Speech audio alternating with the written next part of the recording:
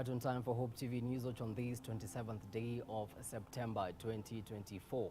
A very good evening to you wherever you're watching us from, and welcome to the broadcast. My name is Kimani, and signing for us tonight is Boniface Murithi. Now, President William Ruto has maintained his stance that the anti-government protests that rocked the country in June were occasioned by misinformation and fake news that fueled the youth to take to the streets.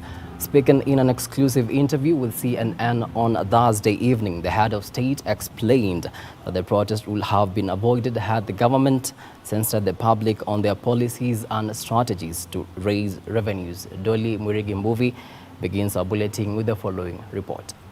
Despite resorting to the deployment of the military during the June 2024 anti-finance bill protest, President William Ruto has defended his decision, arguing that the Gen Z-led protest could have gotten out of hand had the barracks not deployed their officers to intervene. In an interview with CNN on Thursday evening, Ruto, however, stated that Kenya is a vibrant democracy where protests are a legitimate form of expression. Is a robustly democratic country, and protests are part of our democracy.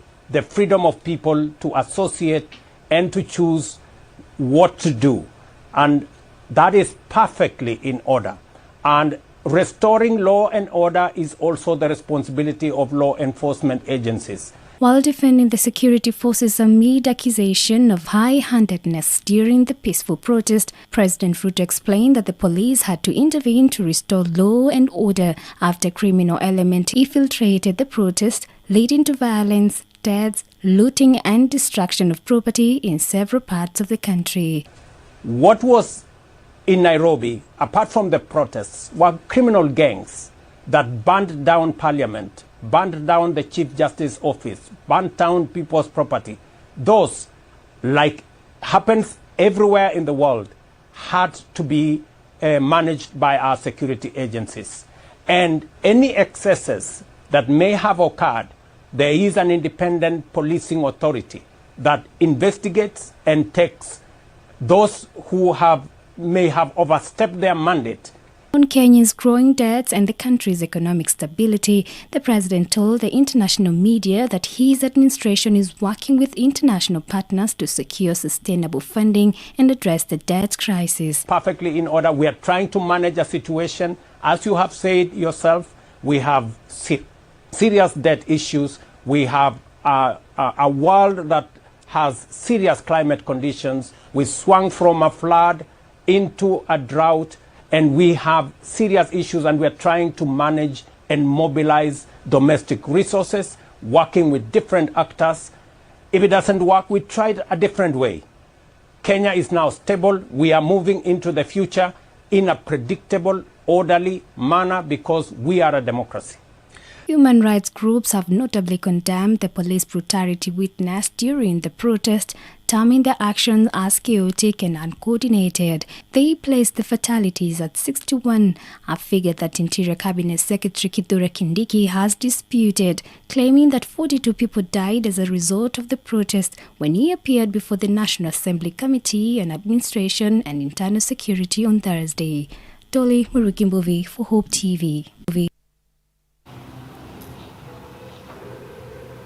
Thank you so much, Dolly, for that report. Moving on swiftly, and the High Court has issued orders barring the arrest of Deputy President Rigathi Gachagwa's allies. Justice Lawrence Mugambi has ordered the DPP and the police not to arrest, detain or prosecute MPs Benjamin Mwangi of Embakasi Central and James Gakuya of Embakasi North, along with 3 of DP Gachagwa's aides, that is George Theuri, Ngujiri Wambugu and Pius Monena, for incitement, money laundering and conspiracy to commit a felony in connection with the recent anti-government protest. Until a case they have filed is heard and determined, the Director of Public Prosecutions had approved charges against 5 allies of the Deputy President. A statement from the ODPP had indicated that they will be charged with conspiracy to commit felony.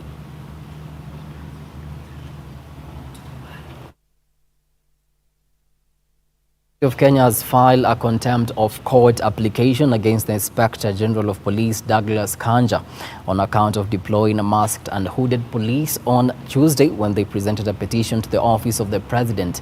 LSK say that this This is in defiance of Justice Bahati Mwamuye's court order dated the 14th of August 2024 that ordered police officers all to display their service numbers and always remain identifiable at all times when dealing with persons exercising their rights under Article 37 of the Constitution. LSK seeking orders that Police RG and Nairobi Police Commander Adamson Bungei be convicted of offense of contempt of court and be sentenced to 6 months imprisonment.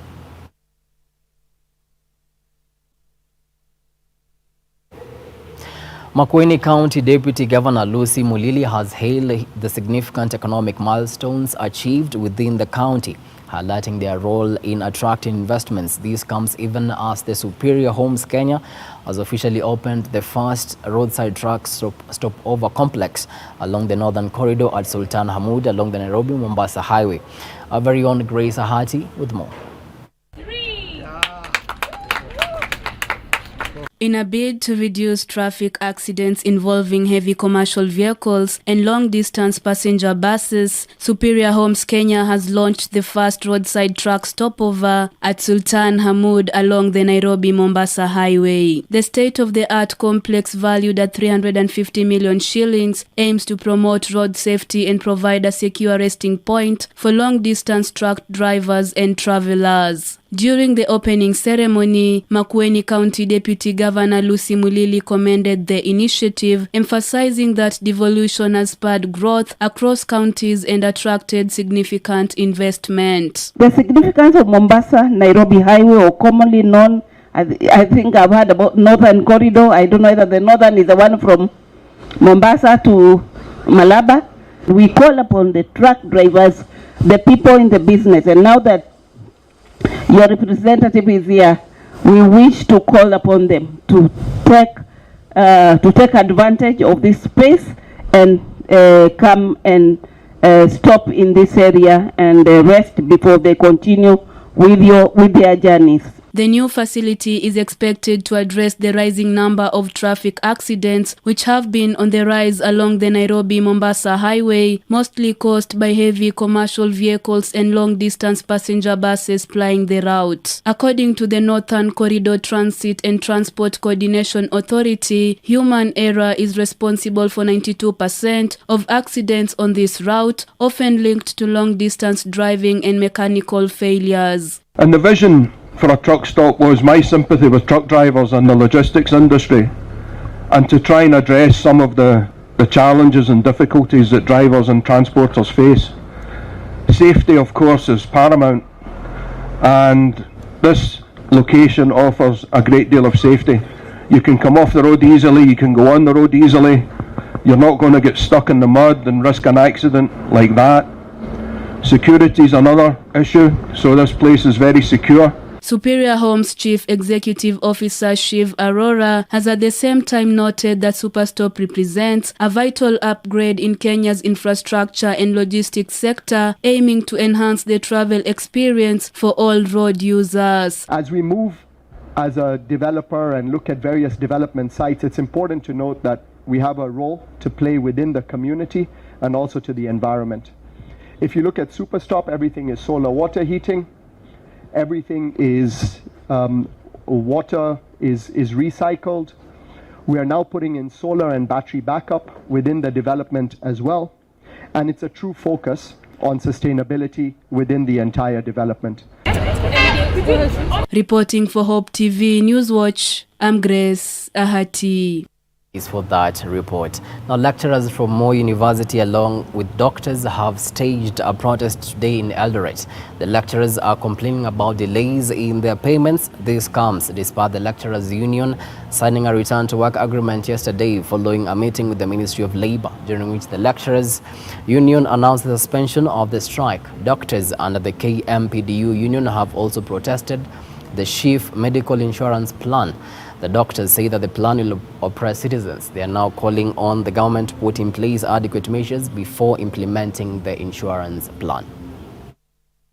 They do not remit to the banks, and that is why we have to. People are eating, wanakula pension ya watu.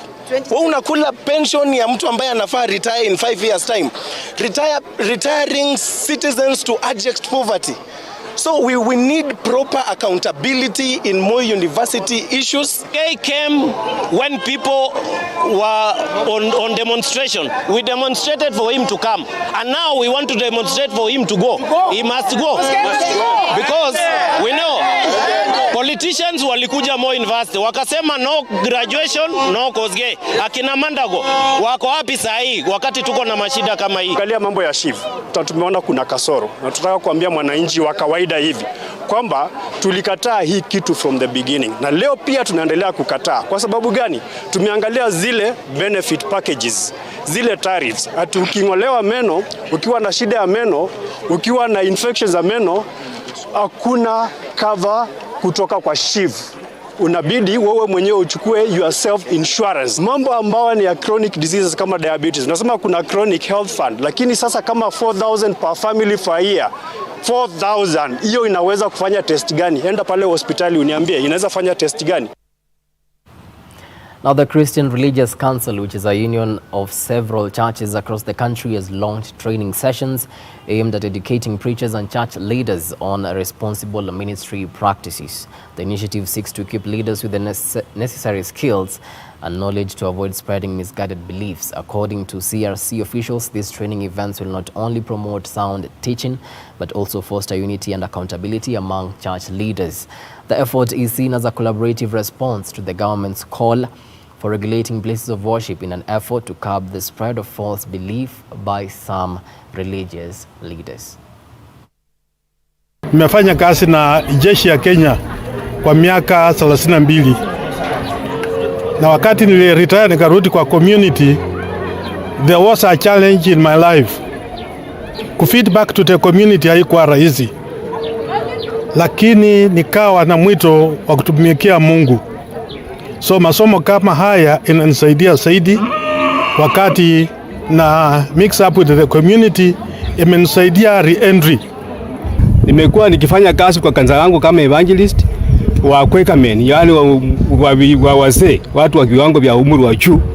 Lakini sasa vile nimeona nimefutiwa sana na roho yangu imekubali ya kwamba kama kutakuwa na next wanafunzi wengine wenye wanakuja kuingia, nami nikuwe mmoja wao. Natamani sana nikuwe kwa hiyo nafasi. Mambo ya kikabila inaenda ikikwisha, because saizi ukikuja wale mahafala ambao tumekuwa nao hapa, tuna Sabaoth, tuna Kikuyus, Wateso hapa ndani, tuna Bukusus. So inaleta ile kitu tunaita cohesion, watu tunaishi sasa kwa pamoja, na inatupa amani, inatupa tumaini la kuishi maisha yaliyo matakatifu, ambalo ni jambo muhimu katika maisha ya kila mmoja. Equipping people to serve this nation of Kenya, particularly with the gospel of Jesus Christ, which is a liberating message of freedom and service to all people. And so I'm so privileged and pleased to be able to be here to share this time with this community. Now, over 120 women living with fistula are expected to benefit from free surgeries, screening and medical advice during a week-long camp at the Migori County Referral Hospital. The camp, organized by the M-Pesa Foundation, aims to impact at least 1,000 women by the end of this year, as it affirms its efforts to restore dignity in the community. Very delicate. That's how you started, Chairman. We would like also to say that if anybody knows a woman with fistula, we are here to assist as Flying Doctor Society of Kenya. We don't want to leave anybody behind. We want to ensure that by 2030, we eradicate fistula in Kenya and possibly in East Africa. Na nilikuwa na shida ya kuleak urine kidogo. Tukaona matangazo kwa Safaricom message ati kama wanalika wanawake wenye wawezi hold choo ndogo na choo kubwa katika matibabu Migori Referral Hospital. Nikapanga safari ya kukuja Migori kutoka Siaya. Nikatoka kwangu Siaya, nikapanda gari mpaka Migori on 19th. By 20th asubuhi nilikuwa Migori. Because nililala karibu, nikaingia hostess, nikachukua namba 2. Nikakuwa screened. Nilikuwa najaribu tu nijue ni hii ndio fistula ama hii yangu bado ni kidogo, ilikuwa level gani. So nikakuwa screened na nikaambiwa, Dorothy, tunakuchukua in for admission. waneno kama tunaona kama tutakuchukua tukutibu, naona wiko na shida. Wakaniuliza, na hii shida yako ilianza lini? Nikasema shida yangu kuna surgery nilifanyiwa back in 2012. Na by the end of the year 2013 nikaanza kupata tatizo kidogo. Hii mwezi naweza ona nalika mkojo. Alafu miaka ingine imetulia tu. Naona nimeenda hospitali labda ni UTIs. The fact is that unless we have a very healthy and very active public health system that identifies people and asks them to come forward, we can only depend on activities like the medical camps. Ninajiamini nitakuwa mzima. Mimi niko na courage na niko na nguvu ya kwamba nitatii sheria za madaktari na nisirudi pale. Na tumesema nitaambia wengine wakisikia tu fistula treatment waamke. Waende wafike kwa hiyo sali mahali hiyo kambi iko wajitibu. Flying Doctor Society has been actually the main organization behind the fistula surgery.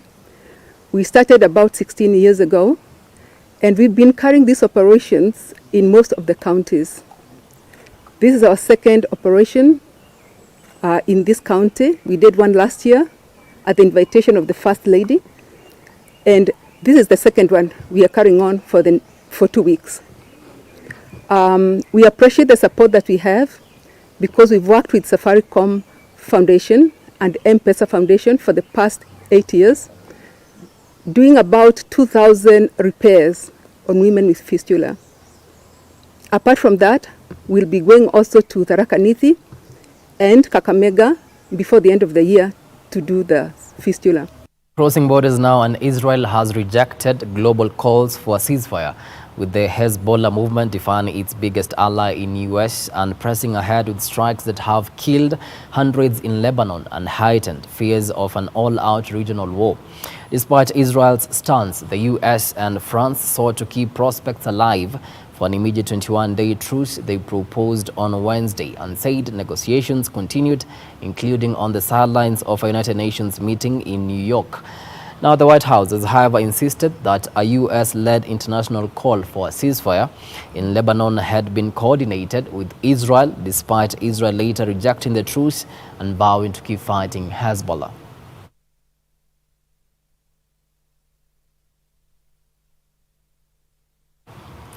Well, it is 26 minutes past the top of the hour. Time now for a short break, but immediately after, I'll be back with the business and sports news. Stick around.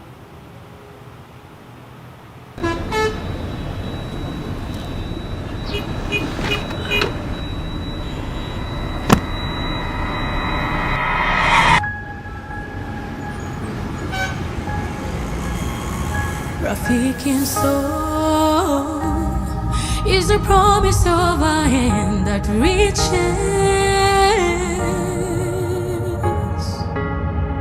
and goes beyond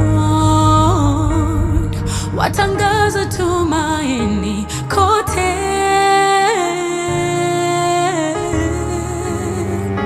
I'm forever grateful, ninashukuru ukarimu, ukarimu. I'm forever grateful, ninashukuru ukarimu, ukarimu.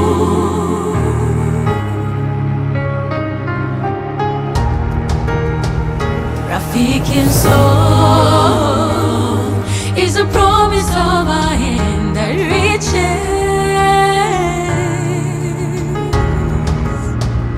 and goes beyond watangaza tumaini kote. I'm forever grateful, ninashukuru ukarimu, ukarimu. I'm forever grateful, ninashukuru ukarimu, ukarimu.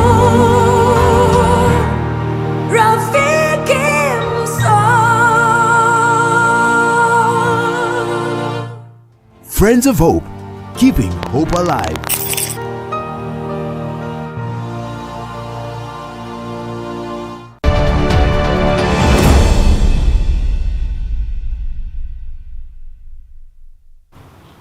Welcome back. Now let's get down to business, and Kenya's tourism offering is set to expand with the unveiling of 9 regional circuits, marking a renewed focus on domestic tourism under the Tembea Kenya initiative. The newly unveiled circuits are part of ongoing efforts by the Ministry of Tourism and Wildlife to reimagine tourism experiences by showcasing hidden gems aimed at boosting both domestic and international travel. Speaking during the launch event in Kisumu County, the Cabinet Secretary for Tourism and Wildlife, Rebecca Miano, emphasized that these circuits are designed to invigorate Kenya's tourism industry. Alice Diana tells us more. Not everything. We also appreciate... Cabinet Secretary for Tourism and Wildlife, Rebecca Miano, says the newly unveiled tourism circuits will offer a holistic and immersive experience, taking visitors on a journey through Kenya's diverse attractions.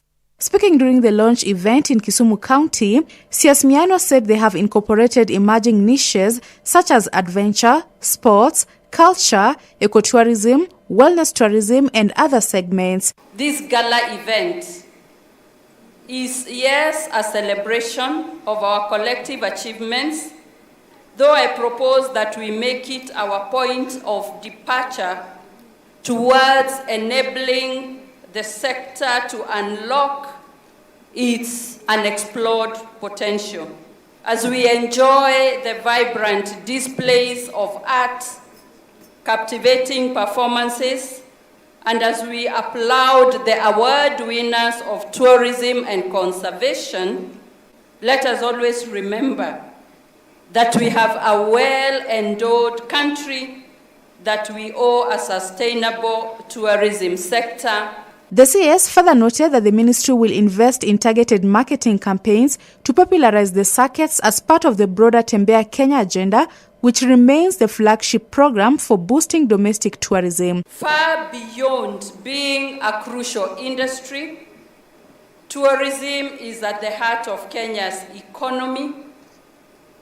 It is our duty to ensure that this sector thrives, not only for our generation, but for generations to come.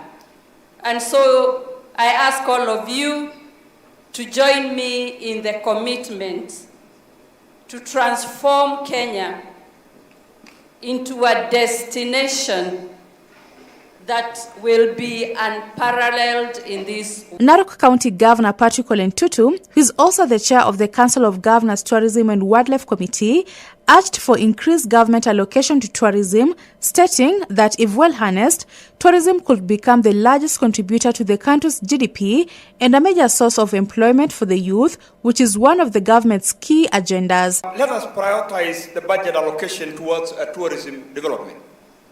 We all know that if you want a product to be good, if you want to sell properly in the international communities, you really have to develop your product properly and be able to really tell a story behind it.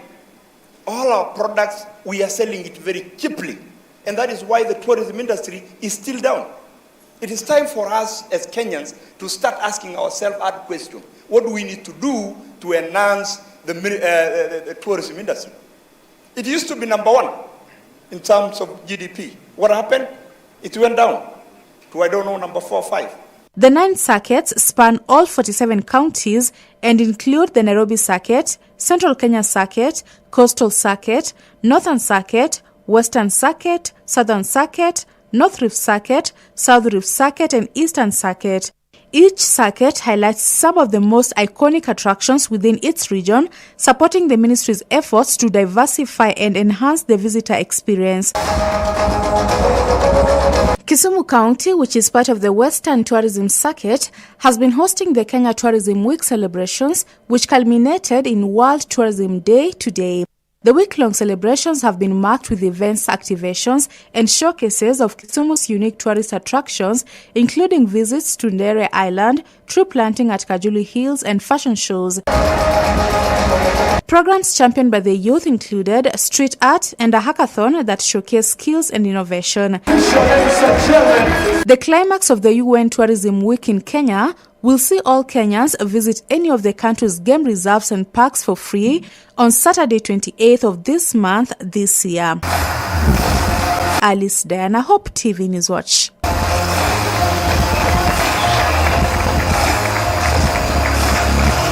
Well, and to some sporting action now. The ongoing NCBA Golf Series is set to continue this weekend, with the Par 72 Royal Nairobi Golf Club playing host to the latest qualifying leg on Saturday. Over 300 golfers are expected to grace the course, with home player and 2023 winner in the leg, John Odhiambo, among the golfers set to battle for the top prize in the club's leg of the series. The leg will offer golfers a coveted chance to qualify for the grand finale, which is set to take place at the Muthaiga Golf Club in November.